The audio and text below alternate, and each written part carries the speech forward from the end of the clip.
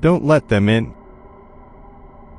Addiction took our mother slowly, rocked her through it, and sung her to sleep, sunk deep into the mattress on her bed. When her back teeth fell out, she left them on the side of the bathtub. I was 7, and I kept them in a matchbox. The missing pieces of her kept safe, so she wouldn't be lost forever. So maybe one day, we could put her back together. Our house fell down around us, and we tried our best to raise ourselves. The ceilings had water damage, and the bottom stairs had dry rot, and in the winters the radiators would bleed rust. But it was still our house, and Annie made it a home. My sister Annie mothered me, with lopsided band-aids on bruised knees and lukewarm microwave meals. She told me ghost stories and didn't mind when I crawled into her bed later on, too scared to sleep alone. She taught me to dance, barefoot on the living room carpet, music channel on full volume on the TV, shaking our hips before they were fully grown. She always let me shower first so the water was hot, never complaining when she had to make do with cold. She brushed my hair every day before school, even when I screamed and hit her when she caught the tangles. Annie was dark-haired like her father,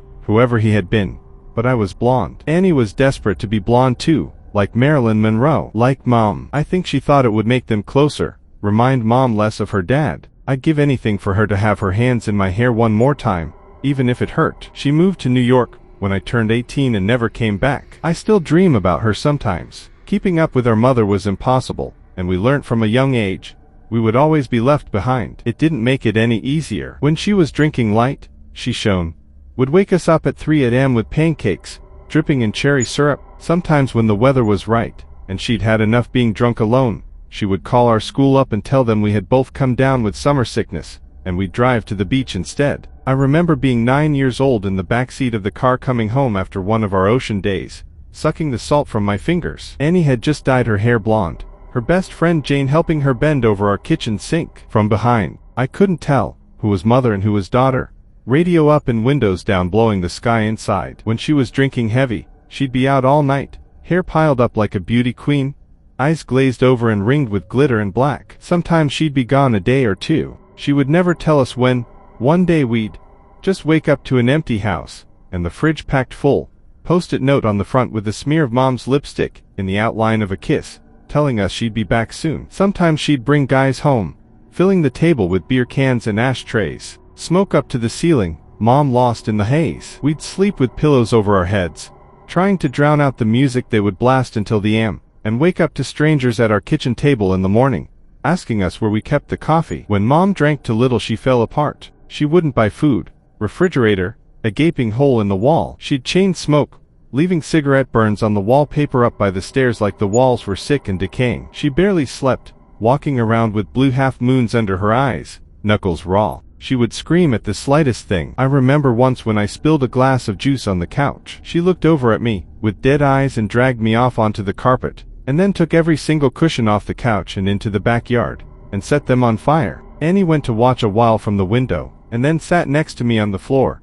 backs pressed against the skeleton of the seats, head resting in the crater of my collarbones. When Mom drank too much was the worst. She'd laugh too loud and too long at anything and everything, until her mouth started to shake and she started crying at the breakfast table into her cereal. Annie shut down when Mom was like this, went somewhere deep inside herself where nobody could hurt her. She'd stay up until the morning watching old black and white movies on TV, whispering the lines she knew by heart like prayers. When I was 5, I'd cry when I'd find Mom passed out cold on her bed, sure she would never wake up. Annie would wipe my tears, tell me she was only sleeping just like the princesses in my storybook. We'd sit on Mom's bed together and wait for her to wake up. When we were older, I was the one who would pick Mom up off the bathroom floor again and again, and Annie would put her to bed, smoothing her hair off her face, and the vomit from her mouth, changing her clothes if she'd pissed herself. Watching them then, there was no doubt that Annie was the mother now. It was October and I was 13, Annie 16. It was a Wednesday night, and Mom had been gone for 2 days. She'd called us that morning from a payphone,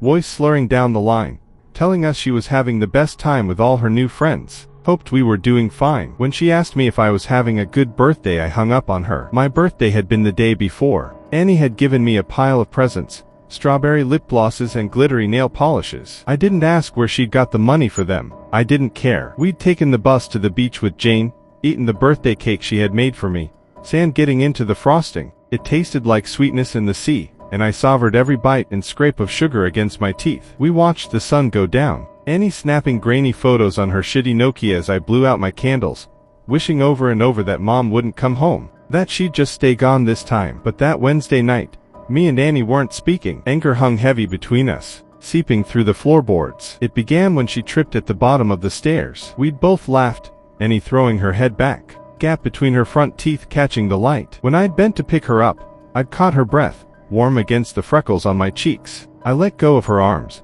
and she fell again, hitting the floor and grinning, shaking her hair from her face. Her breath was heavy with whiskey. I couldn't start picking her up too, couldn't watch her fall again and again. Just like Mom, I knew she'd never get back up. I'd stared down at her, blonde hair fallen into her eyes, and all I could see was our mother, and then I was running. Feet slamming the hallway like heartbeats turned loose. I'd run for the kitchen and tipped every bottle we had down the sink, shoving Annie back as she fought to stop me, catching liquor on her fingers as it fell. She grabbed my shoulders and made me drop the very last bottle. It smashed between us on the floor, glass shards shining like we'd dragged the stars out of the sky and broken them, pieces we could never put back. Outside through the open windows, the sky turned pale gold, clouds a mess of pink and cream smeared across the horizon. I cried then, watching Annie on her knees picking up the pieces. That was Annie, always trying to fix things even when it was too late. The smell of food dragged me from my room, stomach-churning traitor inside my ribcage. Annie was cooking pasta, real food not made in a microwave. She'd set the table, Tammy Wynette singing softly from the CD player, Annie gently swaying her hips as she stirred the tomato sauce, rich and warm. As we ate in silence, with every bite I forgave her. Mom never cooked dinner, or remembered my favorite was spaghetti ever since I was a kid, or stayed sober long enough to sit up at a table. Annie wasn't Mom. We were washing the dishes when we first heard it. A moth was crawling down the inside of the pane, and I cracked the window to let it out into the dark. From the backyard came a faint sound. I tilted my head to listen as it was coming from far off. Crying. I figured it was Mika, the 2-year-old next door, having a tantrum loud enough for us to catch. Or maybe even Lucky Strike, the cat that junkies down the street, begging for food like he sometimes did. I always wanted to feed him when he came around, winding over my ankles, but Annie always stopped me, saying once you started giving they never stopped taking. Looking back, I don't think she was talking about the cat. Annie flipped the Christmas lights strung up around the porch, and we sat on the plastic beach chairs watching the skies. When we were little, we'd sit outside and Annie would tell me the names of all the constellations, and the stories of how they came to be hung up in the night sky. I had to grow up before I realized she made them all up as she went along. It was a game we still liked to play now, making up ridiculous stories for the shapes we could pick out. Ah, yes, that one. There is the Coors Light. It got there when God dropped it out of his convertible window, and never picked it up, she said, nodding sagely and hiding her smile. Of course, I said, waving my hands, and pointing up past the power lines. Right next to the ashtray, left there by angels on a smoke break. Yeah, they say if you wish on it, all your dreams will come true, said Annie grinning. She stopped laughing, voice quieter, face tilted up to all those dead stars. Let's wish, Emmy. Let's wish. So we did. The sound of crying interrupted us. It was closer this time, and definitely human. We turned to each other, confused. Annie shrugged and I squinted out into the black. It sounded like a baby, lost and tired, and alone. It must be Mika, I said, slowly getting to my feet. Maybe he walked around the back. Sheet. Do you want to call Connie and tell her we'll bring him over? Annie didn't reply, and I sighed, rolling my eyes. Guess I'll do everything then. I stepped off the porch, grass soft against my heels. The air smelled like it might rain, fresh and clean and growing. A promise unfulfilled. Annie's voice was strained. I turned to her, smiling. It died on my face when I saw the look on her own. Get inside now. She was staring out into the dark, past me, opening the door with one hand behind her, fingers fumbling on the catch. I froze, barefoot in the dirt. I'd found what she was looking at. In the bushes by the back fence was a person, crouched with their knees tucked up neat under the chin, arms wrapped around legs. Their mouth hung wide, softly opening and closing as he cried. Like a child, lost in the dark. Not like a child, but as someone pretending, mimicking the sound, open and closed out in the blackness. Suddenly they straightened, snapping a bright face still hidden by the black. They were tall and thin, too thin to be a normal person. Panic made me move. Animal instincts left over from the days we lived up in the trees carrying me forward. I was faster than Annie, dragging her inside, and slamming the door behind us, hearing it bounce on its hinges as I locked it. We watched as the person slowly walked towards the house, steps deliberate and long. Annie reached for my hand, holding me tight and turned me to face her, holding my shoulders. "Don't turn around, Emmy. Don't turn around." Instinctively I started to look over my shoulder out into the darkness. Annie grabbed my face, hard, and shook her head. I knew then she was serious. Her voice cracked, and she cleared her throat, gripping my hand tight enough to hurt, nails digging in, grounding herself. I looked down at our fingers interlocked, both of us grown from the same bones. "I'm gonna call the cops and everything is going to be." Her voice faltered, stuttering. Tears spilled over her lashes, dripping like the promise of rain. Annie never cried. "Your phone's on the porch," she whispered, and bile crawled its way up my throat. Her phone was upstairs, charging. A soft tapping filled the silence. Annie turned to the window, a white showing her eyes were so wide. It was the sound of someone's forehead against the glass, slowly, over and over. They started to speed up, faster and harder, skin meeting glass until they was slamming into the window hard enough to shake the panes. The tapping stopped and I was about to ask Annie if I could look now when she screamed, followed by the sound of cracking glass, and the loudest slam yet. Whoever was in our yard had just smashed their face hard enough into the window to break it. We ran upstairs, 2 at a time, skipping the ones caved in with dry rot on instinct. I turned behind me once, and Annie yanked my face back before I could see. The sound of broken glass echoed behind us, as we made it to the bathroom, locking the door. A thin, wailing cry, like a baby calling for its mother, filled the hallway, trapped between the walls and locked doors. Annie threw her back against the door, feet jammed up against the bathtub, clutching the knife she had grabbed from the kitchen. I did the same, shoulder to shoulder. Slow footsteps started on the stairs, deliberate and casual. The crying had become mocking, almost laughter, shrill bursts of sound and then giggles, high-pitched, and abruptly stopping before starting again. The first door on the upstairs floor was my bedroom, and we heard the distinct sound of it slamming open. They were looking for us. "What the fuck is going on?"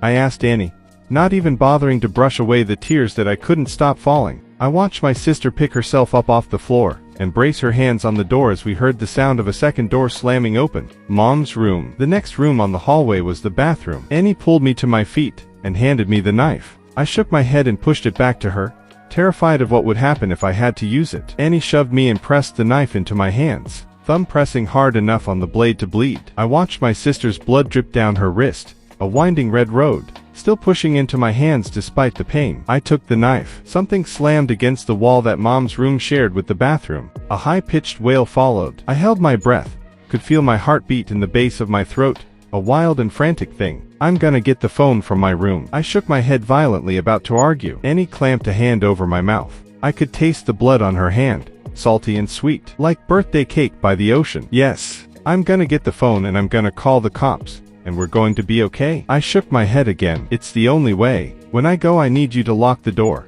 and you don't open it for anything or anyone. Not for me, not for anyone. Promise me." I shook my head and Annie pressed her hand into my mouth, crushing my teeth against my lips so it made my eyes water. "Yes, promise me, Em." Something smashed in the room next door. Annie brushed the hair off my face, gently tucking it behind my ear. "Promise," she mouthed, and unlocked the door as slowly as possible, bolt scraping gently. I watched the curve of her shoulder disappear into the black hall outside, like the moon in eclipse. And then she was gone. I couldn't move or breathe for a second, and then I slammed the bolt shut just as something bounced off the outside of the door. A high-pitched scream followed, handle rattling up and down hard enough to pop one of the screws. I watched it roll towards me, on the tiles. And then silence. I sat with my back to the door, holding the knife and wishing I was holding Annie's hand instead. Still silence. Nothing but me and my lungs slowly filling the room with my breath. Came a voice through the door. I started, hands gripping the knife. "Honey, what's going on?" "Mom," my voice cracked. "Mama, is that you?" I wrapped my arms around myself,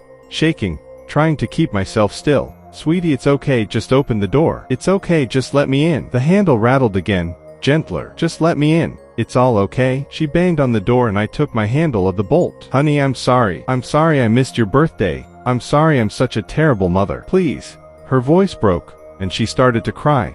"Just let me in, baby, I'm so sorry." I screwed my eyes shut. She sounded so sad and so lost. I just wanted her to hold me like when I was a kid, and I'd come in off the swings with a scraped knee. Maybe this time she meant it. Maybe it would all be okay. My hand found its way to the bolt again. My sister's voice came through the door, warm and gentle. "Yeah, Emily, let us in. It's all okay." My hand froze on the bolt and I tightened my grip on the knife. Annie never called me by my full name. A hand banged on the door, handle rattling. "Emily, let us in." Annie's voice became low and guttural. followed by the same shrill giggles from before. Mom spoke now, pleading and crying, voice getting louder and louder. Let us in, let us in, let us in, over and over again, punctuated by her fists on the door. I thought about demons and monsters. All the bedtime stories we pray don't crawl out from under the bed. That's not my sister, and you're not my mother. I screamed through the door, hands over my head. I climbed into the bathtub and curled in a ball, cradling myself, knife clutched to my chest. I didn't know what it was outside that door, but I knew it wasn't Annie. It wasn't the voice that yelled at when I changed TV channel, the one that sang me happy birthday, the one that told me I was smart even when I got bad grades, the one that read me stories about princesses that never wake up. It wasn't human. Bangs and yells came from downstairs, followed by the footsteps of people running. A low guttural howl ripped through the house, filling the room until I felt like I was drowning in the sound, and then the door was kicked in. I screamed, covering my eyes, waiting to die. Arms found me and lifted me from the tub, carrying me from the room. I looked at the outside of the door as I was carried downstairs. It was covered in long scraping claw marks, dragged down to the floor. Pillows ripped apart covered the hallway in soft down, like it had snowed inside. I watched them drift slowly as men in uniforms checked each of the rooms that looked like they had been torn apart by something feral. Outside in our driveway were police cars and an ambulance. In the middle of it all was Annie, bathed in blue and red light as it washed over her, lit up in the dark like a neon angel, face aglow. I threw myself from the cop's shoulder and ran to her, holding us both together, broken pieces and all. Standing under all those constellations we made up. Gentle screaming came from the ambulance, which rocked occasionally. Annie gently turned my head away, smiling so sadly it made my chest ache as I understood. Turns out there was no demon, no wild animal or bad men trying to break in. Just Mom, out of her mind on booze and drugs and everything in between, coming to the end of a week-long binge. Something had finally broken inside her head, and this time we couldn't put her back together no matter how hard we tried. Sometimes you fall one last time, and you never get back up. Annie had seen her in the garden, blood dribbling from her mouth, track marks bulging on her farms like unmat roads, rail thin and desperate for one more hit, one more fix. She'd searched the kitchen for all the drink I'd thrown away, and when she hadn't found it, had come to hunt for the stash she hid in the bathroom. She hadn't wanted me, just the drugs on the other side of the door, so high she could mimic Annie's voice almost perfectly. Turns out the real monsters are the ones that eat you alive slowly, the kind that come in a bottle or a needle, or at the end of a long list of reasons why you can't get out of bed in the morning. Sometimes the monsters are the ones that raise you or love you the most, but it's up to you if you let them in.